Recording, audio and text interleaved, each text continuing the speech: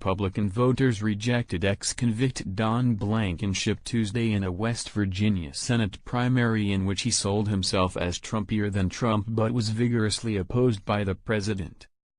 GOP voters in Indiana, meanwhile, chose wealthy businessman Mike Braun over two sitting congressmen to lead the party's charge against a vulnerable Democratic senator in the fall. In a possible sign of party unrest, Rep. Robert Pittenger lost the Republican primary for his seat in North Carolina to the Reverend Mark Harris, a Baptist pastor he narrowly beat 2 years ago. Both men campaigned as evangelical Christians who would outdo the other to support Donald Trump.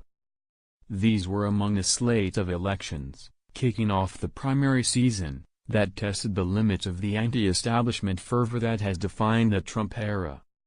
Hopelessly behind in West Virginia, Blankenship conceded defeat in the state's GOP Senate primary election. That was welcome news for Trump and his allies who had fought aggressively to undermine Blankenship, an ex-convict who they feared would have little chance of defeating Democratic Senator Joe Manchin this fall. State Attorney General Patrick Morrisey won the nomination, promoting his record of challenging policies of the administration of former President Barack Obama and deflecting criticism of his roots in New Jersey, where he lost a 2000 congressional race.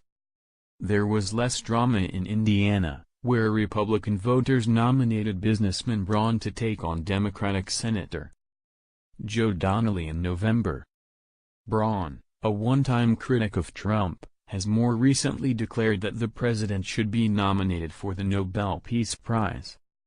The West Virginia Republican Senate contest in particular headlined a slate of primary elections across 4 states on Tuesday that will help shape the political landscape in this fall's midterm elections. Control of Congress is at stake in addition to state governments across the nation. In most cases, the Republican candidates on the ballot Tuesday had competed to be seen as the most conservative, the most anti-Washington and the most loyal to the Republican president. In Indiana, Democrat Donnelly will face off in November against Braun, a multimillionaire owner of a national auto parts distribution business, who was highly critical of Trump throughout the 2016 general election. He has since come around, voicing praise for the Trump agenda, if not always the president's inflammatory rhetoric and tweets. Another Indiana contest was less contentious. Greg Pence won the primary for the congressional seat his younger brother, Vice President Mike Pence, once held. Greg Pence is a Marine veteran and owner of 2 antique malls who once ran the now-bankrupt chain of Tobacco Road convenience stores. He'll be the favorite to win the seat in November. In Ohio's high-profile governor's race, Democrats nominated Obama-era consumer watchdog Richard Cordray while Republicans selected State Attorney General Mike DeWine. Both parties were also deciding their nominees for an August special election to replace GOP Rep. Pat Tiberi, who resigned earlier in the year. And on the local level, a woman who accused Trump of sexually harassing her more than a decade ago claimed the Democratic nomination in a race to represent an area southeast of Toledo in the state House of Representatives. Democrat Rachel Crooks, a 35-year-old university administrator, ran unopposed, but must next win a November general election to become the first Trump accuser to hold elected office. A bright spot for Republicans in swing state Ohio. GOP turnout was considerably stronger than Democratic voting in the open governor's race. With nearly 2/3 of the vote counted, 567,000 Republicans cast votes, to 412,000 Democrats. U.S. Rep.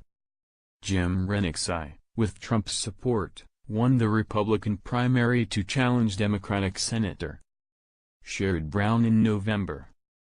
Yet none of Tuesday's other contests was expected to have more impact on the midterm landscape than West Virginia, where Blankenship embraced Trump's tactics, casting himself as a victim of government persecution and seizing on xenophobia, if not racism, to stand out in a crowded Republican field that included Attorney General Morrissey and Congressman Evan Jenkins.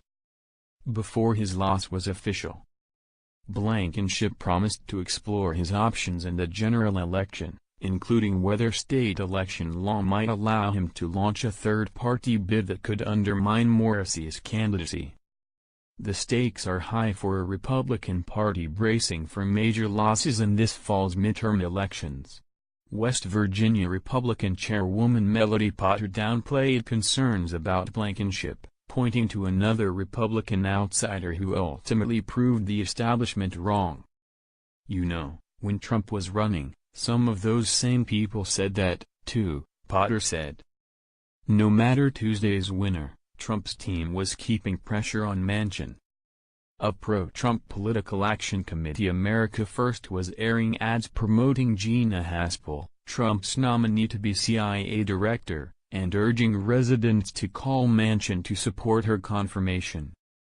Trump and his allies had invested significant resources in an effort to influence another high-profile Senate race recently as well.